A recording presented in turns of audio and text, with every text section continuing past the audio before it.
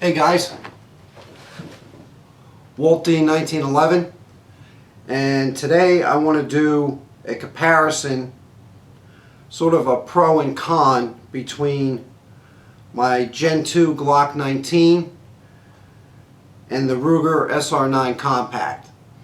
Now, before I get started, I just want everybody to understand what I'm doing here as far as comparing the two firearms. All right, I'm calling it a pro and a con, but it doesn't necessarily mean any of the cons that I point out make either one of these guns bad.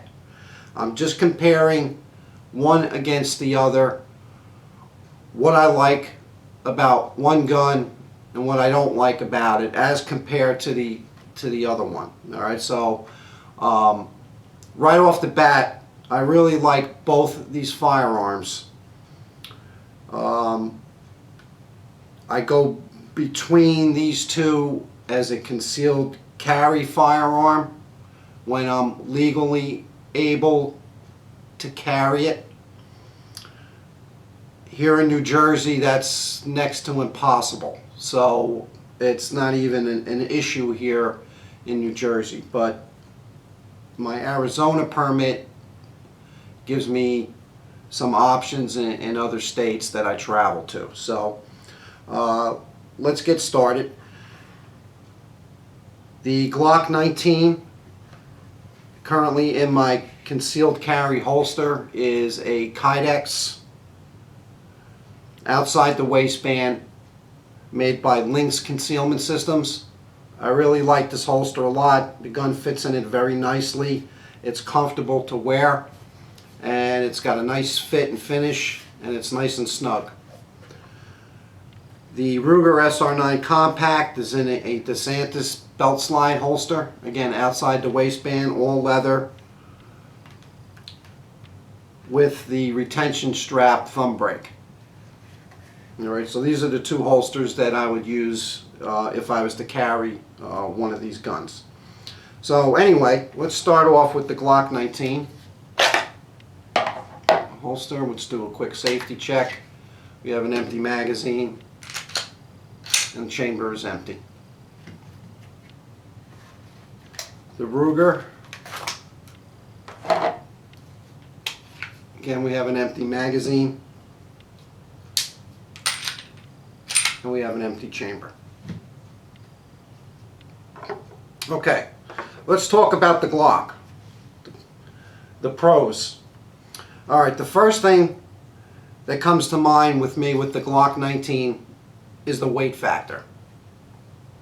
Alright, it's about 23 ounces empty, and it's about 31 ounces, let me see, I'm sorry, it's 21 ounces empty, and it's about 29 loaded with 15 rounds of Hornady critical defense. Alright, the overall length is 6.85 inches and the height is about 5. Alright, it's got a 4-inch barrel.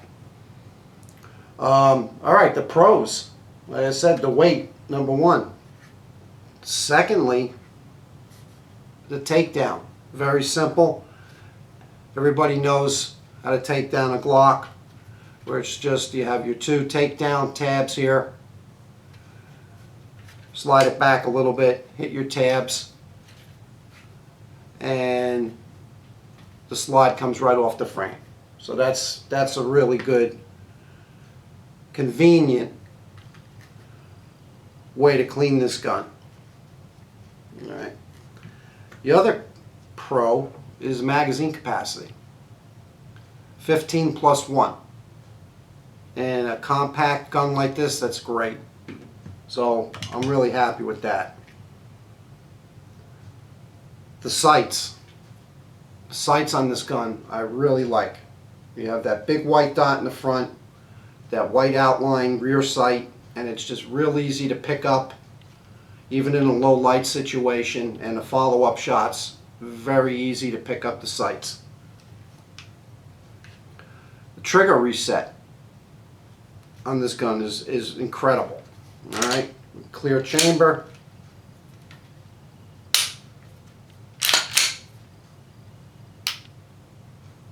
I mean, there's hardly any release on that trigger. That's a big pro, especially shooting at the range. Very nice. Total reliability. As I said earlier, this is a Gen 2. I purchased this gun back in 1991, and my round count at this point is close to 14,000 rounds. It's never jammed. It's never failed to feed. It's never stovepiped. It's never failed to extract. 100% total reliability, and I don't expect to have any more problems, you know, with the next 14,000 rounds. So that's a big plus for this gun. As far as we talked about cleaning, once you do a field strip on it, to actually take the slide apart, take out the firing pin, the spring, the extractor, is a piece of cake. Alright, 5 minutes you could take this gun apart, clean it, and put it back together. So that's a big, big big pro for this firearm. Now, what's some of the cons for the Glock 19? And again, this is just my opinion.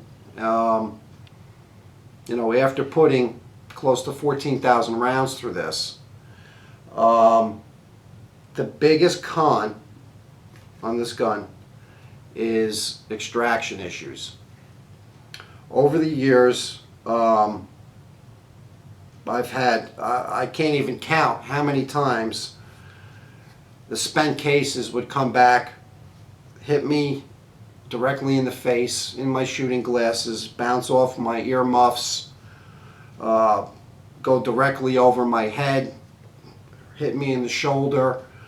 At least half the rounds through each magazine, I have those spent cases coming right back in my face. And I know there's a lot of other people out there, and I've seen a lot of other reviews with the same complaint about this gun.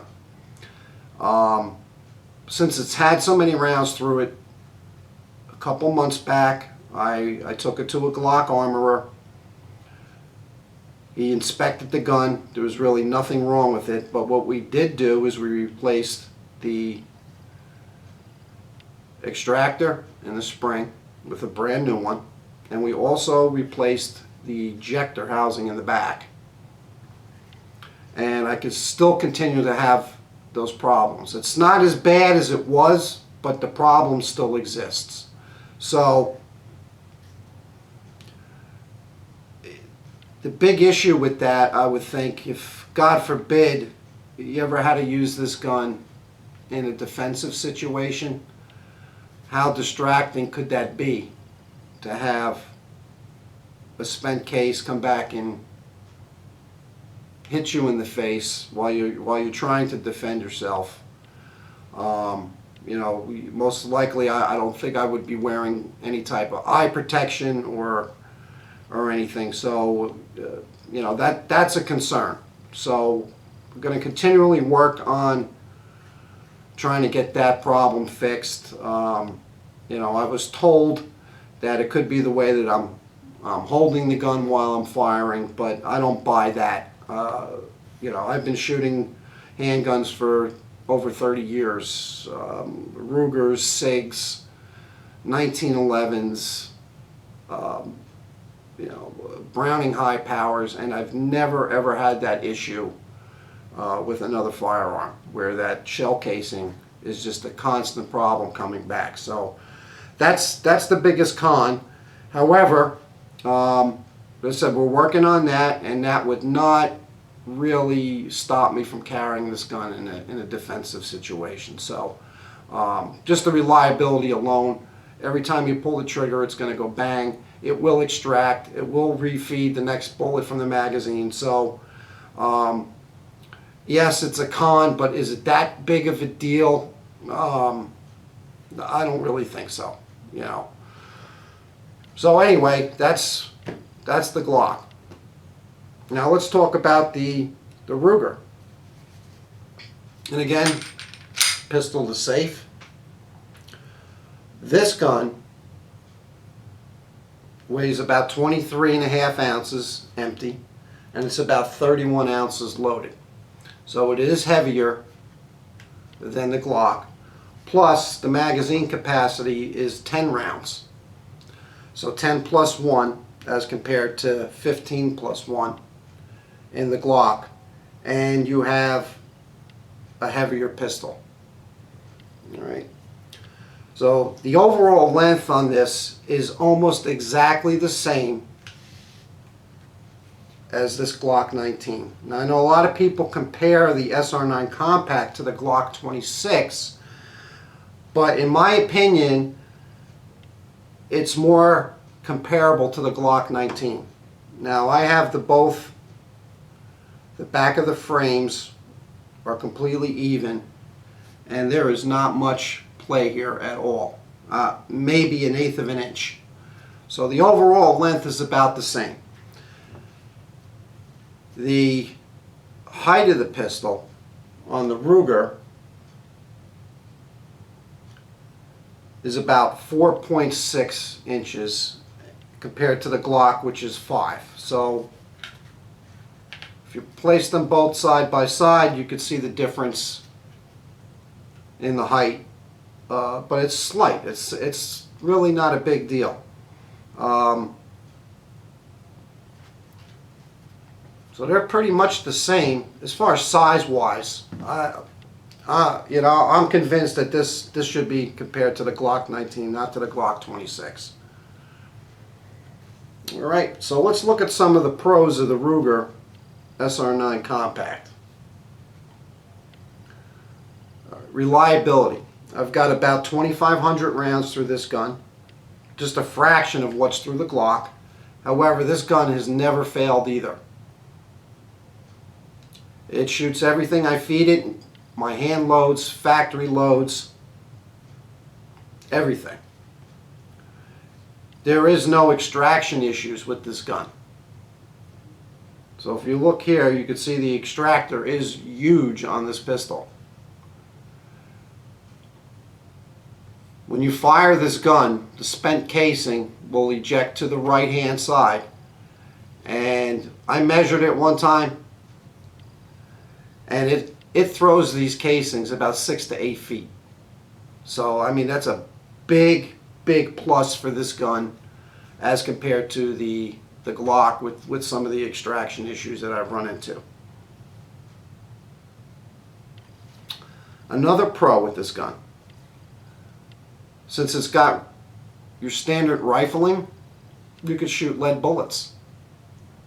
Alright, being a reloader and looking to save, you know, every penny I can when it comes to shooting. All right, I really like hard cast lead bullets because I could buy them comparably cheap as opposed to full metal jackets. Now I don't put a whole lot of lead 9mm because the Glock with its rifling does not recommend the lead bullets, the polygonal rifling. So I don't load a whole lot of lead bullets, but it's nice to have that option. To go to the range and I could shoot, you know, 124 grain lead bullet out of this Ruger, and it saves a little bit of money, and they are easy to reload. So that's a pro for the Ruger. The other pro, and some people may argue this, and again this is just my opinion, is the external safety. All right, I really like that in a carry gun. Now the difference between the two is that you have to make sure that you train yourself if you're going to use the safety. Alright, it's got to become second nature for you. If you have to draw this pistol in a defensive situation, you want to make sure that you disengage that safety or you could be in big trouble.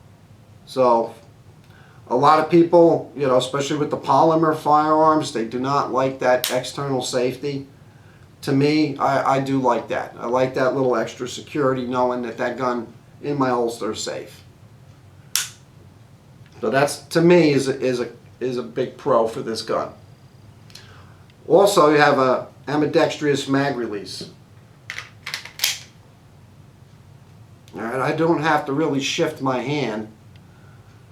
I could use my trigger finger to release the magazine because I have ambidextrous releases. So that's good. I like that a lot. I could use either my thumb or my trigger finger to release it.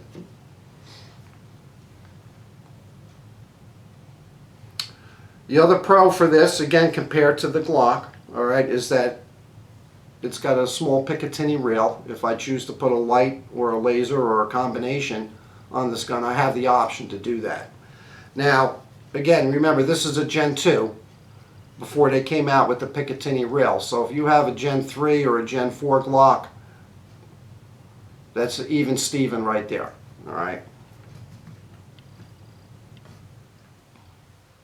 All right, some of the cons with this compared to the Glock. All right. Magazine capacity. 10 rounds as compared to 15 for the Glock. Plus you have less capacity and you still have more weight. So comparing the two of them that way, you know, the Glock would win out as far as capacity and weight. Another con, and again, it's not that it's a bad thing, and I want to stress that everything that I'm saying on these videos is just a comparison, you know, between the two of them, and it's not necessarily makes either one of them a bad firearm. Ruger's got this big loaded chamber indicator, so when you have a round in the chamber, this red flag will come up pretty high. Let's see if I can't get it up that high with my finger. But once there's a round in the chamber, you have this big old loaded chamber indicator. All right, it's very visible and it's easy to feel. So, but to me, you know, compared, I don't think it's exactly necessary to have that on a pistol. And again, it doesn't make it bad, it's just, I don't think it's necessary. It also has a magazine disconnect safety. So if the magazine's released from the firearm and you do have a round in the chamber, the gun won't fire. All right. Some people say that's a good thing. Some people say it's a bad thing. I would prefer not to have it. I would prefer to have that capability of being able to fire the gun without the magazine. But again, it's not a deal breaker for me. And again, it's just comparing this one to this one. Alright, the takedown. It's not so hard to take this gun down, but there's a few more extra steps compared to the Glock. Once the gun is locked back, there's 2 steps you have to do before you can go any further. You have your ejector down inside. I don't know if you'll be able to see that. There's your ejectors here. That has to be pushed in the downward position.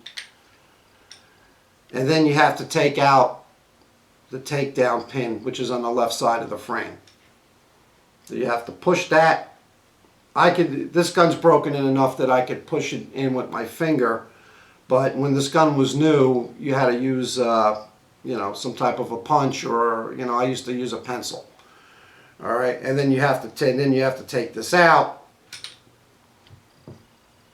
and then you could release your slide and go through your normal field strip that way. So again, not a big deal, but more difficult than compared to the Glock.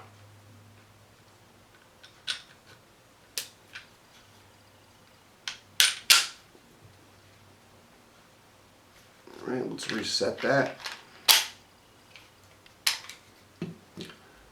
Now another small con compared to the Glock 19, all right, is the trigger reset.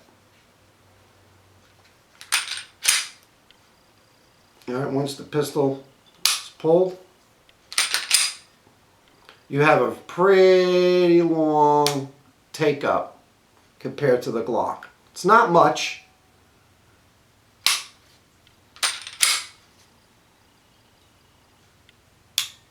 But it's a lot further than the Glock 19. And again, we're just comparing one to the other. Doesn't make it a bad pistol. Initially, while we're talking about the trigger on the Ruger is just, it's fantastic trigger. It's got very little take up. It doesn't have a heavy pull weight as compared to the Glock. But comparing this trigger pull to this Glock Gen 2 with 14,000 rounds, this trigger is beautiful. I know if you get a new Glock, and I had the same issue when I first bought this, it's, you know, the comparison is a staple gun feel to it. The Glock, with that many rounds through it, and I never changed out the trigger bar or did any work on this trigger, is just fantastic. So that, along with the short reset, you know, make these two pistols really a wash between the triggers. I like them both. What else could I say between these two guns? They're both really great guns. I don't know which, you know, if there's really an advantage one over the other. As far as accuracy goes, I shoot these guns basically pretty much the same. I might have to give the edge just slightly to the Glock, only because I like the sighting system better. Just that, and these are just the standard Glock sights. You know, you have the square notch rear and the big white dot front. On the Ruger, even though the rear sight is adjustable for elevation and windage, the way that they're shaped makes them a little bit more difficult to pick up at the, you know, for me. My follow-up shots are not as fast with the Ruger as compared to the Glock because of the way the sights are. They're smaller dots. The top of the Ruger is sort of curved like a 1911 would be, and the Glock being just a square block there with the big square notch and that front white sight, just make it a little easier for me to pick up the sights on the Glock. So sighting system, sight alignment, and being able to pick up the sights quicker definitely goes to the Glock. These sights aren't bad, excuse me, they're just, I'd find the sights on the Glock better, that's all, easier. So anyway, the bottom line is that both of these guns really don't have any faults. The cons that I mentioned, again, is just a comparison between the Ruger and the Glock. I guess the biggest complaint that I have with either one or the other, again, the Glock, is the extraction issues. All right, where those cases come back, you know, right into your face, or you know, in this general, in the general area here. All right, it's I guess it's more of an annoyance than anything. But like I said before, in a defensive situation, you know, could that make the difference or not? I don't know. So my biggest complaint about the Glock, this Gen 2 Glock right now, is the extraction issues. The biggest con for the Ruger, for me, would be the sighting system. Okay?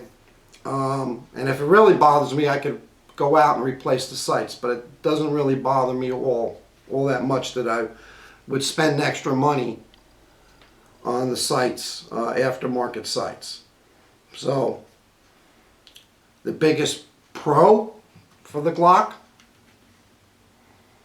is definitely the reliability and the magazine capacity and the weight. The biggest pros on the Ruger is the ergonomics. It's got a very, very nice grip, and if you combine that with the finger hook magazine, you get a full 3 fingers on it, and it's really comfortable to shoot. It's a little bit thinner than the Glock, not by much, just a hair. So the ergonomics is definitely a big plus, and after 2,500 rounds with no failures to feed or extraction issues, you know, I have to say it's just as reliable. Which gun do I prefer to carry? Well, you know, right now I prefer to carry the Glock 19. They're just as easy to conceal, either one of them. They're both reliable. So it's a tough choice to say, you know, which one would I prefer to carry. I would be happy with either one of these two. All right. In a head-by-head at the range, as far as accuracy, I have to kind of give the Glock a slight edge. All right. I think my groups are a little tighter with the Glock, and I contribute that to the sights. So they're both great guns. I enjoy shooting both of them. They're both great range guns. They're just, you can't go wrong with either one.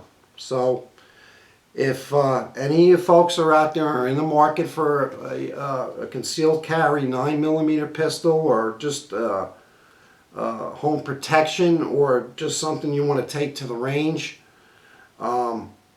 you can't go wrong with the Glock 19 or the Glock 26 for that matter, or the Ruger SR9 Compact.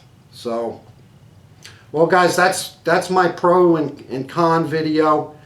My comparison between the SR9 Compact and the Glock 19, and both these guns are pretty similar to me, and they're both reliable, and they're both great guns, and price wise they're pretty much, the Glock is a little bit more money than the Ruger. I don't think you can go wrong with either one. So thank you for watching. I hope this video was informative. And if you have any questions or comments, please feel free to let me know. And you all take care now. I'll see you.